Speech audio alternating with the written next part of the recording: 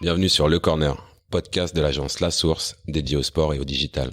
Bonjour à tous, bienvenue dans ce nouvel épisode Le Corner. Aujourd'hui, j'ai le plaisir d'accueillir Guillaume Vergnas. Alors, Guillaume, c'est quelqu'un que je ne connaissais pas il y a quelques mois, avec qui, Guillaume, j'étais tout simplement écrit sur LinkedIn pour discuter un peu avec toi et comprendre un petit peu mieux le monde de la Formule 1. Donc, Guillaume, tu es Partnership Développement et e-sport manager au sein de Alpine F1 Team maintenant, pour reprendre le nom de l'année, de la saison. Salut Guillaume, comment vas-tu? Salut David, ça va et toi? Ouais, ça va très bien aussi. Merci de prendre le temps. J'ai beaucoup de plaisir à tourner cet épisode parce que je suis pas mal la Formule 1. Donc, juste avant de commencer ce podcast, j'ai même montré mon petit mug Alpine. Bon, alors, qui vient pas de la Formule 1, qui vient des 24 heures du Mans. Mais donc, on va avoir un peu une discussion aussi de passionnés au-delà de parler de sport business comme on le fait toutes les semaines. Guillaume, si je te laisse un peu plus la parole parce que là, je suis très bavard pour une intro. Tu peux te présenter en quelques mots ton parcours et jusqu'à aujourd'hui? Ouais, pas de souci. Écoute, ravi d'échanger avec toi ici, et puis ravi de pouvoir en partager un peu plus sur notre passion commune, on va dire, et puis parler un petit peu d'Alpine et de ce qui a été fait jusqu'alors et ce qui va être fait dans le futur. Donc non, très content d'être là. Moi, ça fait 4 ans du coup que je travaille au sein de Renault F1 Team, et qui est maintenant Alpine F1 Team, sur un poste voilà, pour développer les partenariats, que ce soit les partenariats techniques ou marketing pour l'écurie de Formule 1, donc pour aider l'écurie de Formule 1 à performer, mais aussi à performer financièrement. Donc ça, c'est un des points de mon activité. Et le deuxième point, c'est autour de l'e-sport. Donc on a fait pas mal de choses en e-sport avec Renault, et puis maintenant il y a une nouvelle histoire qui est en train de se créer avec Alpine. Donc voilà, 4 ans d'expérience au sein du team. Avant, j'étais étudiant, donc j'ai pas grand-chose à raconter. Je fais mes études à Bordeaux, au Très belle soleil, ville. et puis maintenant, ça fait 3 ans que je suis en Angleterre. Donc en fait, on a 2 usines. Une usine, alors je parle juste pour la partie F1 bien sûr. Une usine en fait au sud de Paris, donc à Viry-Châtillon. On fait des moteurs de F1 hybrides. Donc on a 500 personnes qui travaillent à Viry-Châtillon, et on travaille sur les moteurs hybrides de la Formule 1. Donc c'est un moteur en fait 1,6 litre, donc le moteur que tu pourrais avoir dans une Clio en fait, mais c'est un moteur qui développe aujourd'hui plus de 1000 chevaux et qui récupère 50% de l'énergie dépensée. Et donc il y a de l'énergie électrique qui est récupérée au freinage et grâce à la chaleur du moteur. Donc plein de choses intéressantes, plein de choses très complexes. Donc c'est pour ça qu'on a beaucoup de personnes pour faire les moteurs. Et puis en fait, moi je suis en Angleterre à côté d'Oxford. Là, on a une usine historique aussi de Formule 1 qui a pu voir Benetton, Renault, et puis ensuite il y a eu Lotus aussi après, et puis maintenant Renault depuis 2016. Donc c'est une usine qui a beaucoup d'histoire, et c'est là-bas qu'on crée en fait tout le châssis de la Formule 1 et toutes les autres parties de la Formule 1. Et c'est là-bas qu'on a ce qu'on appelle la Race Team. Et donc à Oxford, on est à peu près 800 à travailler sur 2 voitures par an, voilà, qui traversent le monde entier. Donc il y a 23 dates clés en Formule 1 et sur 5 continents, avec autour de 800 millions de fans dans le monde. Donc on voyage beaucoup, voilà, et un peu moins avec le Covid, on va dire. Mais en tout cas, voilà ce qui constitue une équipe de Formule 1, mais je pense qu'on pourra en parler un peu plus en détail un peu plus tard. Ouais, alors j'ai plein d'opportunités de rebondir là, mais c'est par rapport au moteur. Est-ce que vous développez déjà à Viry-Châtillon? Tu dis que vous développez des moteurs. On est d'accord que vous développez des moteurs pas que pour vos voitures finalement? Alors, à Viry-Châtillon, 500 personnes, elles sont dédiées en fait aux moteurs de Formule 1. Donc, c'est-à-dire juste des moteurs qui vont aller dans la voiture de Formule 1. Mais que Maintenant, dans aujourd'hui, l'Alpine? Alors que dans l'Alpine F1, maintenant on développe des technologies. Et bien sûr, l'idée d'avoir une écurie de Formule 1 pour un constructeur automobile, c'est d'aller faire de la R&D en fait, et puis ensuite d'appliquer cette technologie dans les voitures de Monsieur Tout le Monde. Et du coup, c'est ce qu'on a fait avec Renault. On a mis en place une gamme qui s'appelle la gamme E-Tech, donc qui est une gamme de véhicules hybrides et le moteur de ces véhicules est basé sur la technologie du moteur hybride de Formule 1. Donc finalement, on peut tous avoir un petit goût de Formule 1 dans sa voiture tous les jours. Voilà. C'est pas mal, ça rend rêveur. Et dans ce que tu dis, tu dis que tu développes des partenariats techniques aussi pour la marque. Ça consiste en quoi? C'est trouver des partenaires qui vont vous fournir en pièces, en matériel, euh, et Alors, qui ne sont pas là ouais. pour de la visibilité finalement.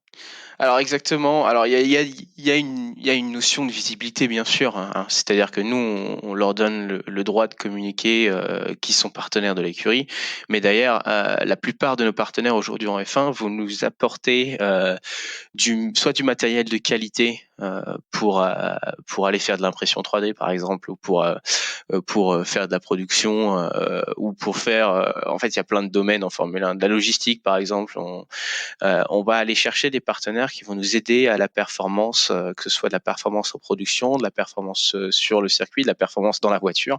Voilà, dans ce contexte-là, on travaille avec des partenaires comme Microsoft qui vont aller nous aider sur des solutions de cloud parce qu'il y a une question de gestion des données immense en Formule 1 et on pourra en reparler.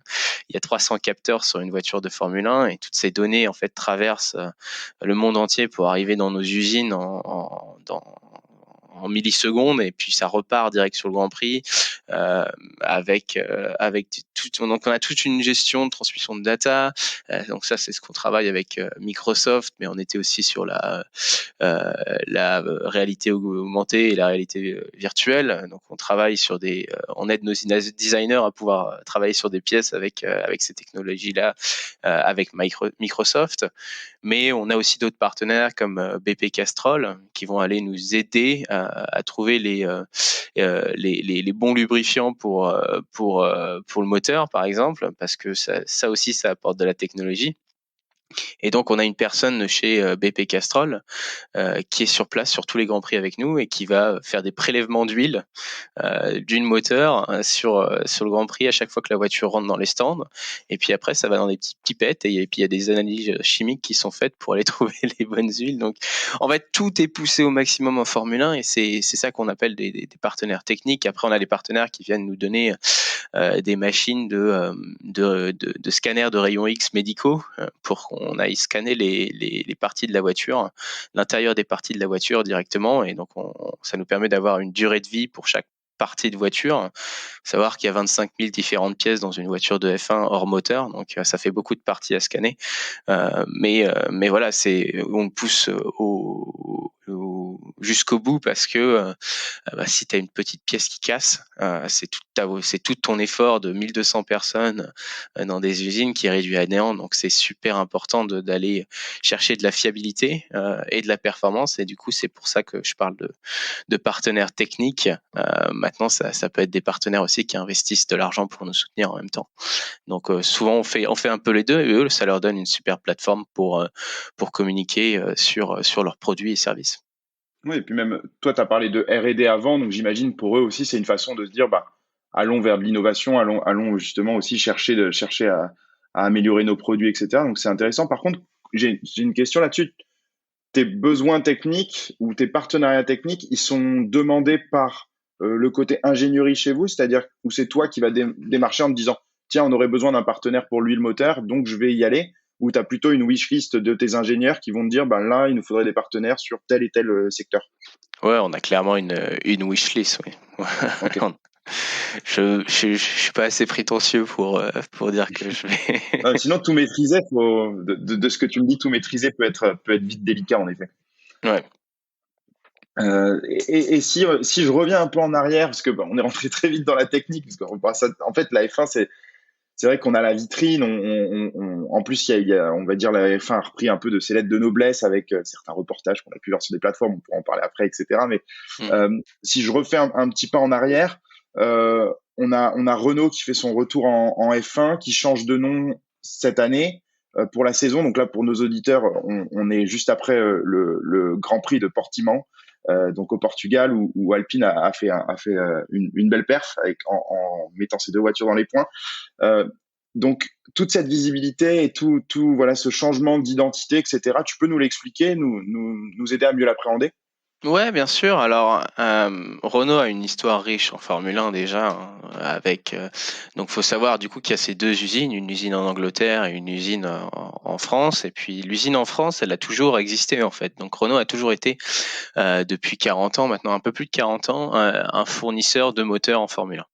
Donc, il y a eu des victoires énormes, hein. On a gagné des championnats, plusieurs championnats avec Red Bull, mais aussi avec d'autres écuries dans le passé. Donc, il y a un savoir-faire de moteur qui est ultra important.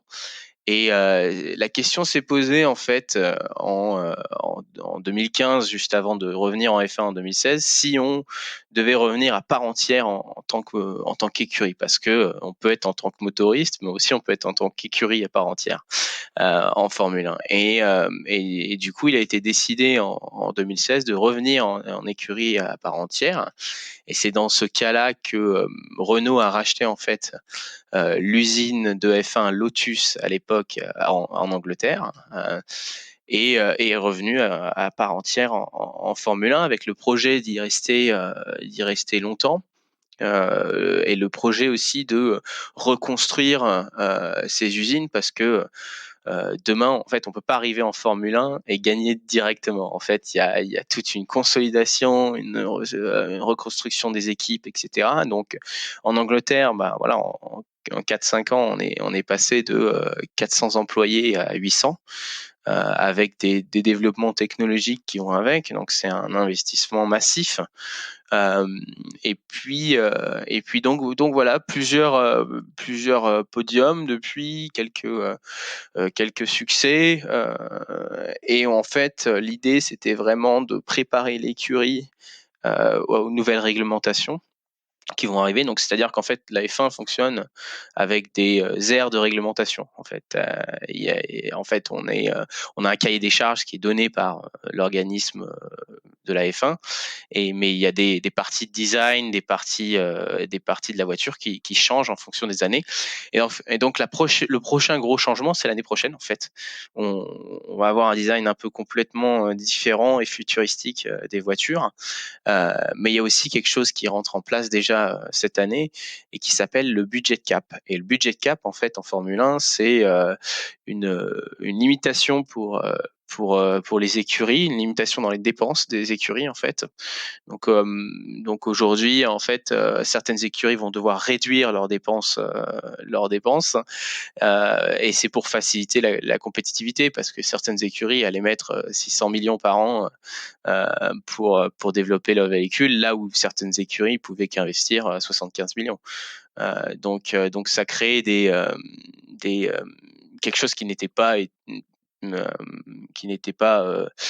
correct en termes de compétitivité. Donc voilà, on a un budget cap maintenant qui est autour des entre 150 et 200 millions pour les écuries. Donc maintenant, on a quelque chose de plus compétitif. Et donc, je reviens vite sur Renault. On savait que cette réglementation allait arriver.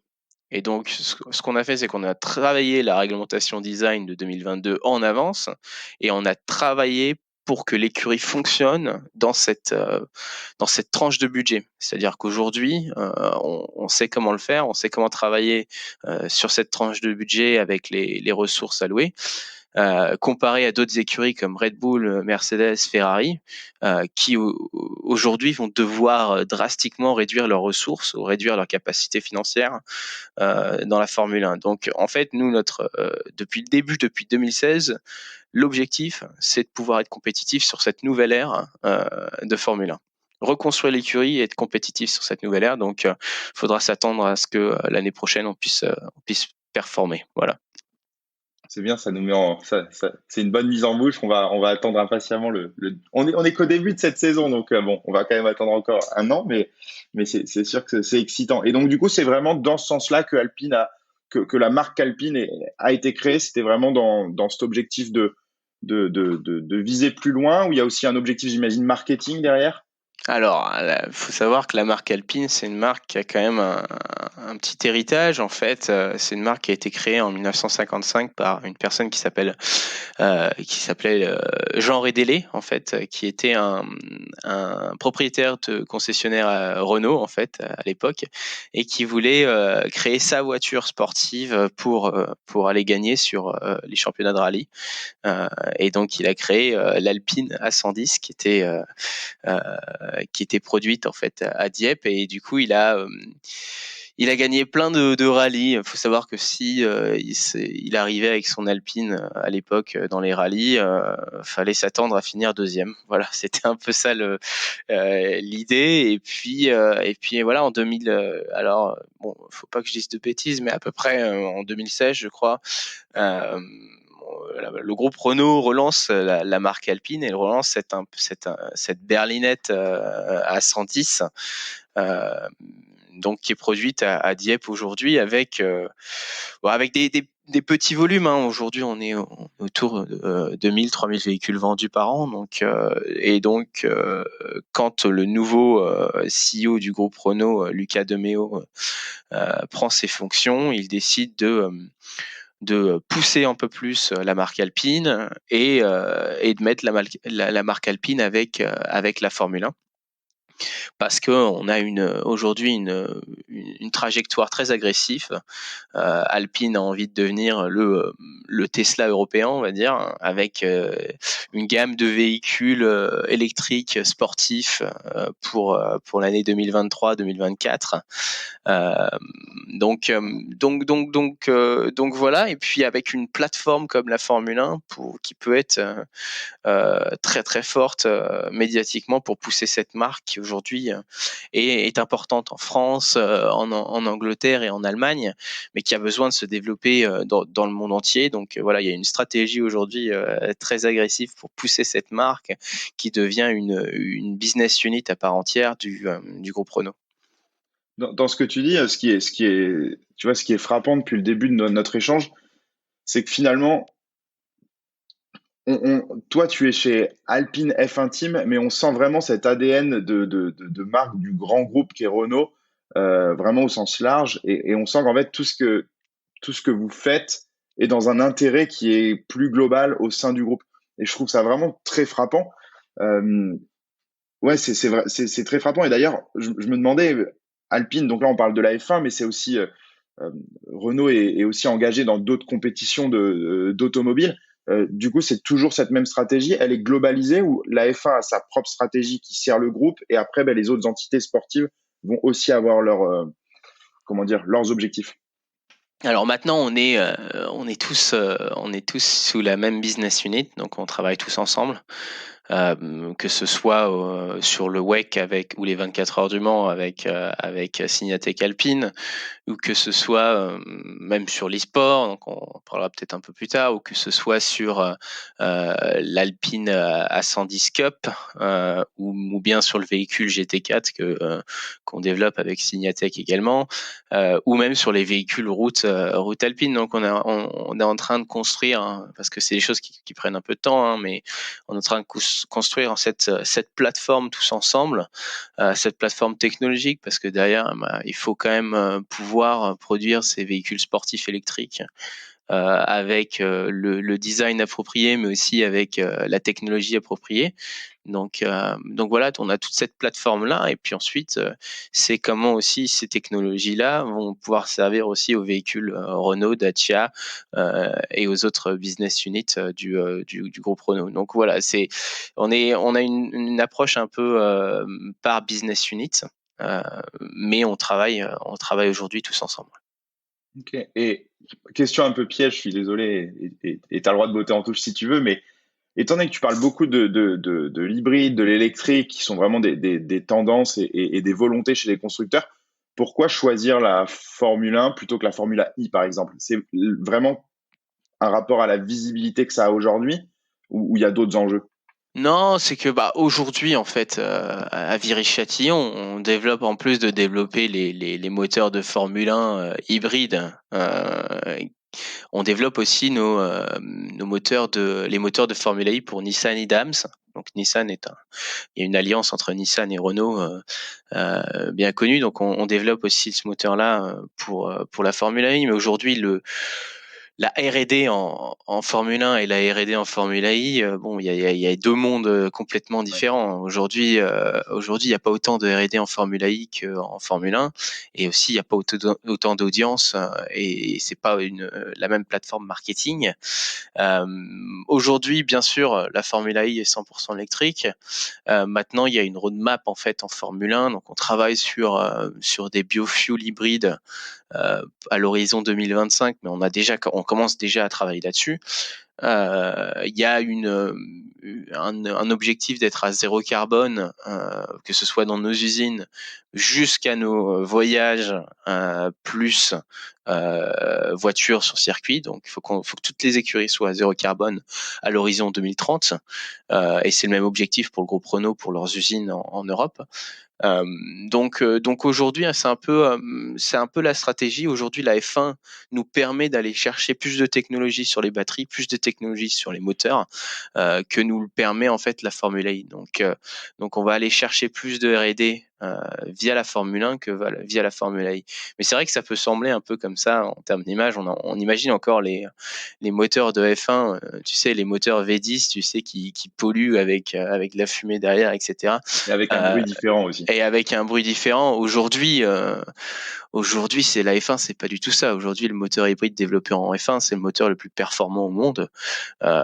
Donc c'est vrai qu'il y a un travail à faire pour changer les mentalités vis-à-vis de la Formule 1, qui aujourd'hui est loin d'être le sport le plus polluant. Donc je pense qu'il y a énormément de travail à faire de ce côté-là. Mais aujourd'hui, on a clairement la bonne stratégie là-dessus. Et justement, ce travail, tu penses qu'il doit venir plutôt des institutions, donc que ce soit la FIA ou Liberty Media, bon, qui a racheté la Formule 1 il y a quelques années. Tu penses que ce travail il doit être uniformisé et mené par ces institutions? Ouais, ils font déjà des choses dans ce sens-là. Après, je pense que c'est la responsabilité de tous les acteurs de la Formule 1 de démontrer aussi qu'il y a énormément de technologie derrière, raconter ces histoires qui sont des histoires réelles, et puis partager en fait ces informations, parce que au final, je pense que ça dépend aussi des pays, hein, ça dépend aussi des diffuseurs de la Formule 1. Je pense que tous les acteurs ont une responsabilité vis-à-vis de transmettre cette information et de changer les Ouais, mentalités là-dessus. c'est marrant parce que bon, tu dis raconter des histoires, ça dépend du diffuseur. Bon, bah, nous en France, c'est Canal Plus et qui raconte, je trouve, des bonnes histoires, du moins de mon point de vue. Là, c'est encore une fois quelque chose de subjectif. Raconter ces histoires, il y a aussi quelque chose qui a dû vous servir, j'imagine. Donc, bon, on en parle. On va peut-être pas en parler 10 ans non plus, mais Netflix a sorti une série sur la Formule 1. J'ai l'impression que ça vous a permis aussi, vous, en tant que team, de toucher plus de monde. Je me trompe? Non, non, bien sûr, la série Netflix est un succès total, hein. C'est quelque chose qui a été initié par l'entité qui a racheté la Formule 1, du coup, dans les années 2010, 2014 à peu près. Donc Liberty Media en fait a racheté, et qui est une boîte de médias en fait américaine qui a racheté la Formule 1, et qui a pour objectif de rajeunir l'audience de la Formule 1 et de rendre la Formule 1 plus accessible en fait au public. Donc le partenariat avec Netflix est dans ce sens, et nous on a toujours beaucoup supporté ce type d'activité, et ça a été un plaisir de pouvoir voir un peu le dessous des scènes de la Formule 1, partager le côté politique de la Formule 1 qui est très important aussi, qu'on voit quand on est fan et qu'on suit un peu les médias de F1, mais c'est beaucoup plus accessible avec la série Netflix et tout le drama qu'il y a en plus de la course finalement. Il y a tellement de choses qui se passent en dehors de la course en Formule 1 et c'est une fois qu'on connaît en tant que fan, une fois qu'on connaît un peu le contexte des courses, c'est là que ça devient super intéressant de regarder la F1 et Canal+, tu le disais, ils font ça très très bien et aujourd'hui, je pense que c'est un des meilleurs diffuseurs de la F1 au monde.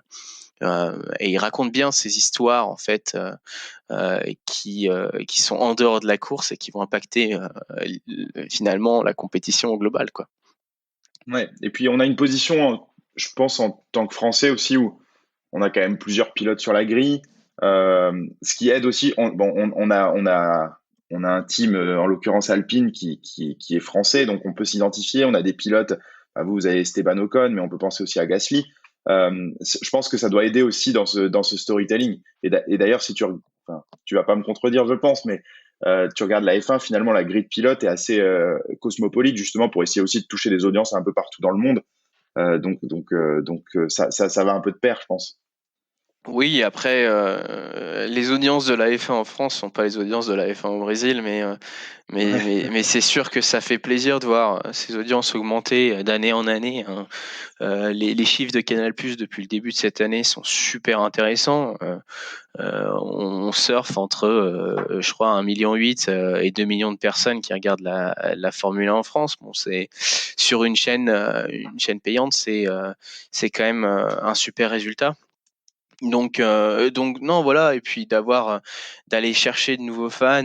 Moi, j'ai des amis qui ont jamais suivi la F1 et qui d'un coup m'envoient des messages en me disant qu'ils ont regardé la série Netflix et qui maintenant regardent tous les grands prix. Donc c'est super intéressant, c'est super marrant. Après, bon, la diversité de pilotes sur la grille, la plupart des pilotes aussi aujourd'hui sont là parce que c'est les meilleurs. Voilà, et je pense qu'il y a un travail qui a été énorme réalisé par la FIA depuis plusieurs dizaines d'années pour exporter le sport automobile à l'international et puis pour aller chercher du coup tous ces talents-là. Donc aujourd'hui, nous, on a aussi des académies de jeunes pilotes. Donc l'Alpine Academy. Aujourd'hui, on a un pilote chinois qui s'appelle Guan Yu Zhou, qui est aujourd'hui un des gros futurs talents de la Formule 1 et il performe, il a d'énormes qualités en tant que pilote et sera certainement un pilote de Formule 1 dans le futur et le premier pilote de Formule 1 chinois. Donc en fait, la F1, ça commence à toucher un peu plus de monde et c'est super intéressant d'apporter cette diversité en Formule 1. Il y a encore, je pense, beaucoup de travail parce qu'on est toujours un sport qui est peu accessible. Dans le sens où pour avoir une carrière en Formule 1, il faut quand même avoir une carrière en sport automobile. Et aujourd'hui, le sport automobile, je pense que c'est un des sports les plus coûteux au monde. Donc il faut avoir des ressources que la plupart des gens n'ont pas. Donc ça, c'est aussi un des points qu'il faut relever. C'est pour ça qu'on a des académies, c'est pour ça qu'on finance des carrières de pilotes. Mais aujourd'hui, je pense qu'il faut toujours faire un peu plus et je pense qu'on peut toujours faire plus pour rendre le sport plus accessible. Ouais, c'est clair. Et d'ailleurs, tu vois, quand tu parles de ça, donc tu as parlé de nouveaux fans aussi, comment dire, l'accessibilité au- à la discipline. Et avant, tu me dis que c'est les meilleurs pilotes qui sont sur la grille de départ. Euh, Toi, j'imagine, dans ton poste, tu gères des partenaires qui demandent d'avoir de la visibilité. J'imagine que vos pilotes font quand même partie intégrante de cette stratégie. Alors, même si c'est les meilleurs, j'imagine qu'un retour d'Alonso a aussi un avantage pour toi justement, dans tes deals de partenariat, etc., non? Ouais, après bon, Alonso, il est quand même 2 fois champion du monde avec Renault en C'est pour ça. 2005-2006. Donc c'est un pilote qui a de très très grandes qualités, hein. Et puis après sur la partie business, c'est toujours intéressant d'avoir un pilote avec une force médiatique comme Fernando. Donc non, ouais, c'est positif. C'est positif. Après, la F1, ça reste un sport très coûteux. Donc nous, aujourd'hui, on a la force d'être supporté par le groupe Renault et par des gros partenaires. C'est pas le cas de toutes les écuries, donc c'est pour ça que on se retrouve avec certains pilotes qui sont pas aussi performants, on va dire, ou talentueux que tous les pilotes de la grille, qui vont apporter des gros sponsors également. Faut le dire, hein, il y a une dimension business derrière qui permet à certaines écuries de pouvoir rouler sur la course, quoi. On ne citera pas de nom. Non. Mais je pense que ça suffit. Voilà, on a compris. Si on parle de nouveaux fans, j'imagine que vous, en tant que Team F1 et même peut-être le groupe Renault, vous avez aussi envie de rajeunir votre audience, vous avez aussi envie de toucher un nouveau public. C'est quoi les stratégies que vous mettez en place? Donc, forcément, je te fais une petite passe décisive pour l'e-sport, vu que tu gères cette partie. Mais j'imagine il y a aussi d'autres choses. Donc, ouais, c'est quoi votre stratégie autour de ça? Alors, autour en fait, il y a deux stratégies marketing, si tu veux. En fait, on a, je vais prendre déjà à l'époque, mais en tout cas en Formule 1, nous l'idée c'est d'augmenter notre fanbase et puis d'aller chercher une fanbase un peu plus jeune.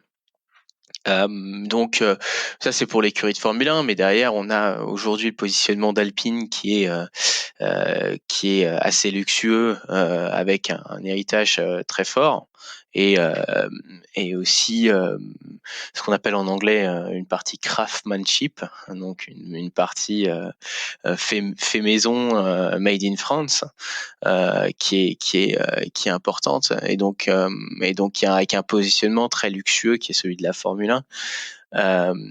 Donc avec des audiences un peu plus âgées, on va dire, parce que c'est des voitures qui au final sont assez chères, mais assez chères pour avoir la qualité qui va avec. Donc c'est sûr que aujourd'hui c'est pas les jeunes qui vont aller pouvoir pas tous les jeunes, on va dire, qui peuvent s'acheter une Alpine. Donc voilà, on a ces deux types de stratégies, à vrai dire. Et du coup, pour Renault en tout cas, la stratégie c'était de rajeunir sa base de clientèle, et Renault F1 Team c'était de rajeunir sa base de fans. Et donc avec ça, une autre activité que Liberty Media, le propriétaire de la F1, en plus de Netflix, a créé, ce sont les F1 eSport Series. Alors les F1 eSport Series, c'est un championnat virtuel sur le jeu vidéo Formula One, entre toutes les écuries de Formule 1. Donc c'est-à-dire que les 10 écuries de Formule 1 participent, ont des équipes et sont en compétition sur un championnat e-sport virtuel chaque année, en fait, de septembre à décembre. Et ça a été mis en place en 2018. Et nous, quand on a su ça en fait en 2017, on s'est dit bon bah il faut qu'on fasse quelque chose, il faut qu'on se lance dans l'e-sport. Mais si on se lance dans l'e-sport, on n'est pas une marque légitime en tant que Renault. Parce que du coup, Ouais. excuse-moi de te couper, mais parce que du coup, quand il y a ce genre d'annonce d'activation, généralement, le Liberty Media, l'organisateur, va vous le dire à peu près un an à l'avance, c'est ça? Ouais, voilà, on a quand même les infos. Ok. Il faut construire un peu le projet, Ouais. et du coup, on n'était pas forcément une marque légitime pour venir dans le milieu de l'e-sport par nous-mêmes. Ça aurait été peut-être un peu prétentieux. Donc on a échangé à l'époque avec une équipe de e-sport français qui à l'époque, bon, ils étaient 5 dans leur appartement. Donc c'était un peu une décision hors des sentiers battus pour le groupe Renault. Mais on a décidé de s'associer avec le team Vitality en 2018. Et donc ensemble, on crée deux équipes qui vont s'appeler Renault Vitality. Une équipe qui prendra part aux compétitions des F1 eSport Series, donc sur ces courses virtuelles pour Renault F1 Team. Et puis la deuxième équipe qui prendra part aux compétitions sur le jeu Rocket League Et donc, on s'ensuit toute une histoire avec Vitality. On finit champion du monde sur Rocket League. On fait un top 3 sur les F1 eSport Series. Et puis vient le changement de marque, hein, Alpine, parce qu'on était aussi sponsor de Vitality sur la plupart des autres jeux, hein, Counter-Strike, League of Legends, Hearthstone, etc. Et s'ensuit du coup le changement de marque avec Alpine, un changement de positionnement, bien sûr, parce que voilà, l'Alpine aujourd'hui, sa cible, c'est pas forcément les 15-25 ans, on va dire. Et donc une décision de notre management de changer notre stratégie, de tout de même rester dans l'e-sport. Alors, certains diront que c'est pas l'e-sport, mais on considère ça, à partir du moment où il y a une compétition sur un jeu vidéo, on considère ça comme de l'e-sport. Mais Je fais pas d'abus de langage. voilà. Donc, on décide finalement de se séparer de Vitality, hein. Le partenariat fonctionnait très bien, on était très contents, mais c'était un partenariat qui marchait très très bien avec Renault, pas forcément avec Alpine. Et donc, on décide de changer notre stratégie. On arrête Renault Vitality. Et en début d'année, cette année, on lance Alpine eSport. Donc, c'est une entité qui prendra part sur la compétition des F1 eSport Series, mais aussi qui a vocation à se développer un petit peu dans le milieu du sim racing. Donc, tout ce qui est course virtuelle, parce que c'est lié à notre ADN, et puis c'est simple derrière de créer plus de choses liées à notre ADN.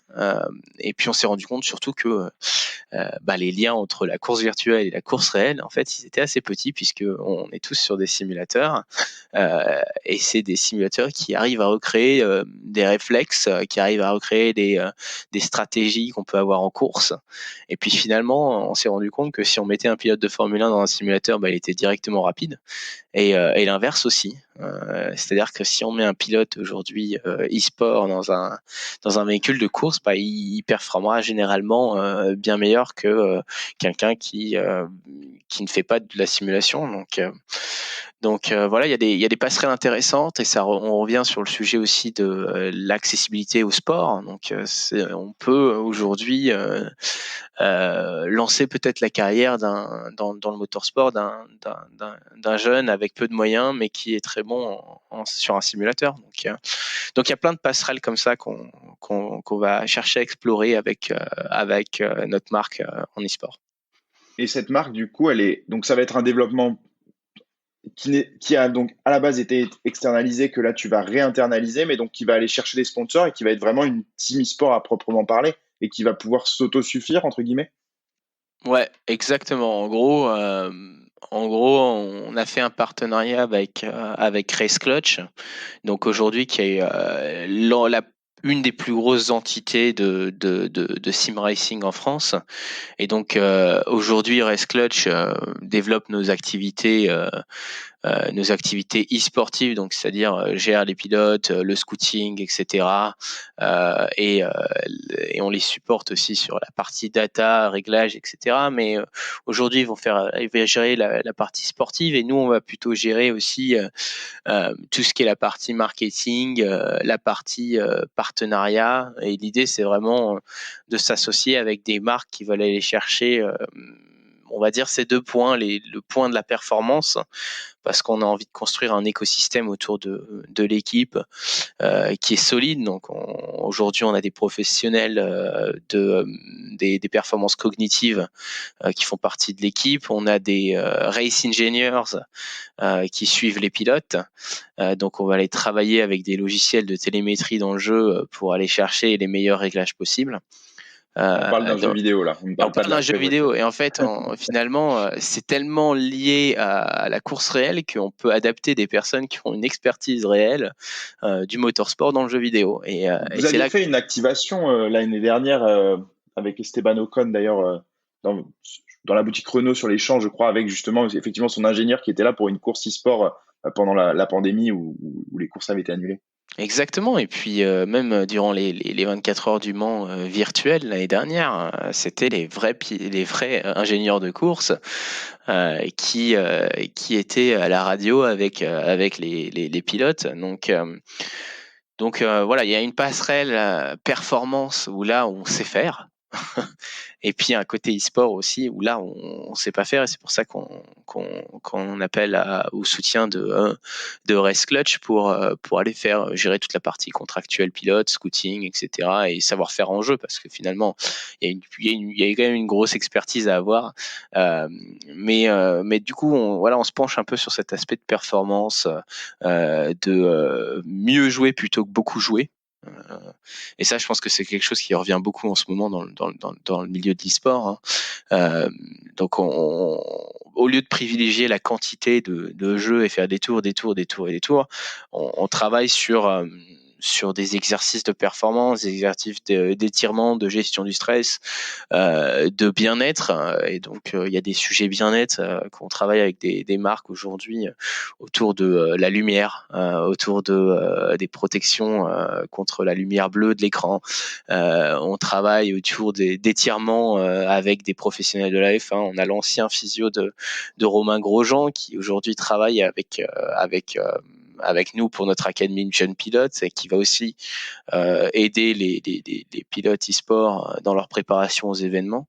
Et ça, c'est super important, puisque finalement, on se retrouve avec une grille de 20 pilotes virtuels qui sont les meilleurs pilotes virtuels au monde, et qui se retrouvent en qualification en 2 dixièmes d'écart entre le premier et le 20e. Donc tous ces petits points, on va avoir un impact ultra important sur la performance au final. Donc c'est quelque chose qu'on travaille, et comme je te l'expliquais au début, c'est quelque chose qu'on a l'habitude de faire en Formule 1. Donc pourquoi pas le remettre et le remettre en e-sport, et pourquoi pas aider l'équipe à le faire. Et on n'est pas les seuls à le faire, beaucoup d'équipes aujourd'hui le font.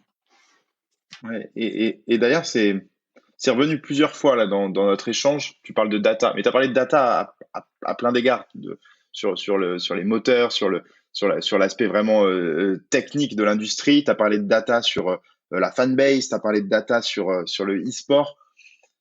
Alors la data, ça peut être aussi un fourre-tout. Comment ça se compose chez vous? C'est-à-dire que vous avez, sur un point de vue technique, vous avez des gens qui sont là juste pour analyser cette data autour du véhicule. Vous avez des gens qui sont là pour analyser la data, j'imagine, pour marketing, etc., qui est vraiment pas du tout la même chose. Vous avez un pôle vraiment dédié à ça. Comment il est constitué? Alors aujourd'hui, on a tous les race engineers un peu travaillent avec ces données-là. Maintenant, on a tellement un flux important de données, de data, si tu veux, que il faut qu'on travaille avec des partenaires du coup pour analyser ces données. Et aussi, on a depuis quelques années un département data science en fait qui s'est développé dans l'équipe, et je crois qu'on est une des seules écuries de Formule 1 à l'avoir, qui va nous permettre en fait à organiser ce data, ces données-là, de fonction à aller chercher de la performance. Donc c'est vraiment leur métier d'aller analyser ces données et de créer des automatismes pour que nous on puisse prendre les bonnes décisions. Je ne sais pas si ça fait du sens. Ouais, si, c'est très clair. Et bon, j'imagine ces données, elles vont avoir un impact sur le sportif. Évidemment, si on voit que en changeant tel ou tel élément, on va aller un peu plus vite, j'imagine que ça a un impact. Ça a un impact sur d'autres décisions aussi qui sont plus, on va dire, macroéconomiques, sur des décisions comment dire, d'allocation de ressources ou des choses comme ça. C'est quelque chose que vous utilisez aussi? Ouais, certainement. C'est quelque chose qu'on fait. Voilà, pour prendre des décisions en général, il faut pouvoir les justifier. Donc, Ouais. donc aujourd'hui, que ce soit une décision business, marketing, performance, ou même d'allocation de ressources, il faut qu'on ait ces données. Et donc c'est pour ça que c'est important de pouvoir les récolter, mais c'est aussi important de pouvoir les analyser. Donc c'est ce qu'on essaye de faire en tout cas. Ok. Et si on revient, alors là, c'est mon côté plus fan qui reprend le dessus. Si on revient sur cette saison, si on revient sur où en est Alpine aujourd'hui dans sa création. Enfin, création. Oui, c'est une marque qui a un héritage, etc. Mais on va dire cette nouvelle entrée dans le monde de la F1, si on prend le côté sportif, etc. On doit s'attendre à quoi de Alpine F1 Team cette année, et c'est quoi les objectifs un peu que vous vous êtes fixés? Cette année, on n'est pas beaucoup aidé par la nouvelle réglementation qui va aller plutôt aider les types de châssis et de véhicules IREX, comme on dit en anglais. Donc c'est les types de véhicules comme Red Bull qui ont l'arrière vachement levé et l'avant assez bas. Donc cette réglementation, elle va favoriser ce type d'écurie. Donc nous, on n'a pas trop été favorisé par ça, donc ça a été un peu difficile là, sur les premiers Grands Prix cette année. Mais on est une des écuries qui a le potentiel aujourd'hui et qui le fait déjà depuis plusieurs années, de développer la voiture en cours d'année. C'est-à-dire qu'on va aller chercher à amener des améliorations sur certaines pièces de la voiture. Et donc il y a toute une partie de développement qui est fait dans la saison. Donc parfois il y a des écuries qui vont aller sortir un produit fini sur le premier Grand Prix et qui peut pas forcément se développer ou qui a pas été designé pour se développer. Et aujourd'hui la voiture d'Alpine a été développée pour pouvoir avoir ces upgrades. Donc on va voir ce que ça va donner. Aujourd'hui, l'objectif idéal, ce serait de finir 3e au championnat. Maintenant, on a pris un début de championnat qui n'a pas été idéal non plus, mais on le voit à Portimao qu'on peut mettre les deux voitures entre les deux Ferrari et les deux McLaren. Maintenant, il faut pouvoir mettre les deux voitures devant les deux McLaren et devant les deux Ferrari pour pouvoir continuer à performer. Donc voilà, la saison est longue, hein, il y a 23 Grands Prix, donc va falloir qu'on pousse un peu ses efforts jusqu'au bout. Très clair. Et donc, si je rebondis là-dessus, quand vous développez, donc tu as dit que vous étiez en évolution continue, et d'ailleurs, je crois que je l'ai dit tout à l'heure, on tourne ce podcast, on est avant le Grand Prix de Barcelone qui est ce week-end. Donc quand il va sortir, le Grand Prix de Barcelone sera passé, donc les gens pourront voir si on dit des bêtises ou pas, si nos pronos sont bons. Mais là, j'ai vu qu'il y avait justement effectivement une annonce comme quoi des améliorations allaient être lancées pendant ce Grand Prix. Quel est le degré entre le développement d'une voiture encore pour les Grands Prix restants et le développement d'une voiture pour les Grands Prix futurs, des saisons futures, étant donné que vous savez déjà que la réglementation change à la fin de la saison? Vous avez le droit déjà d'allouer votre budget comme vous le souhaitez? Oui, exactement, oui. C'est-à-dire que nous, ça fait déjà plusieurs années qu'on travaille sur la voiture 2022 et une partie de nos ressources travaille à fond sur cette voiture. Donc non, mais pour rebondir un peu sur le Grand Prix de Barcelone, c'est un Grand Prix qui demande beaucoup d'aéro. C'est un Grand Prix qui est pas évident et qui demande beaucoup d'aéro, donc les voitures vont rouler avec beaucoup plus d'aéro que à Portimao. Et l'histoire prouve que rouler avec beaucoup d'aéro, ça nous réussit pas forcément. Donc c'est toujours un peu compliqué pour nous à Barcelone. Après, j'espère que je me trompe et on va tout faire pour pouvoir performer au maximum sur ce Grand Prix, étant donné qu'aussi on a un pilote espagnol très connu là-bas.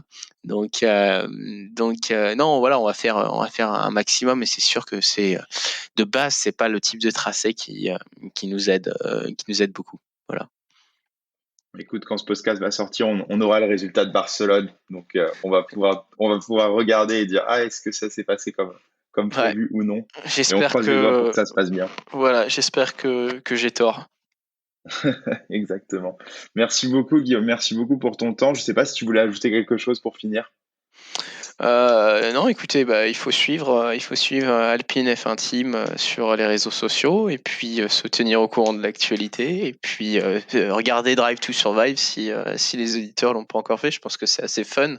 Et puis c'est bien parce que c'est un sport où finalement on en apprend tous les jours, et que ce soit dans peu importe quel domaine, et c'est aujourd'hui le sport le plus complet, je dirais, parce que ça mixe un peu l'humain et la machine, mais il y a des dimensions.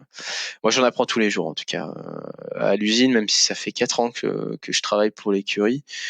Il y a des choses incroyables qui sont développées là-dessus. Il y a des domaines d'activité complètement différents. On va aller aussi chercher de la performance autour de la peinture, par exemple, des trucs auxquels on pense pas, mais tout est fait pour réduire le poids d'une voiture.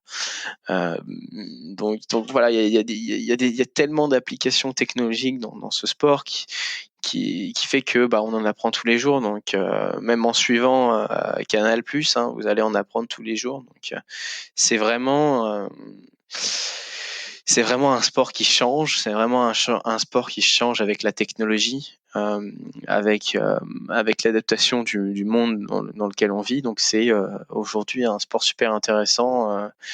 Même si on n'est pas fan de voitures qui roulent, hein, sur des circuits, si on est fan de dimensions technologiques et IT, on trouvera son bonheur dans la Formule 1. Voilà. Je pense qu'on ne pouvait pas avoir une meilleure fin. On a senti la passion dans ta voix. Ça fait toujours plaisir à entendre aussi ce côté-là. En tout cas, c'était un réel plaisir de t'avoir aujourd'hui, Guillaume, avec nous. Je suis ravi d'avoir pu en savoir plus aussi sur la F1. J'ai trouvé ça passionnant et j'espère que ça a plu aussi à nos auditeurs. En tout cas, voilà, on se retrouve très bientôt pour un nouvel épisode Le Corner et encore merci, Guillaume. Le Corner.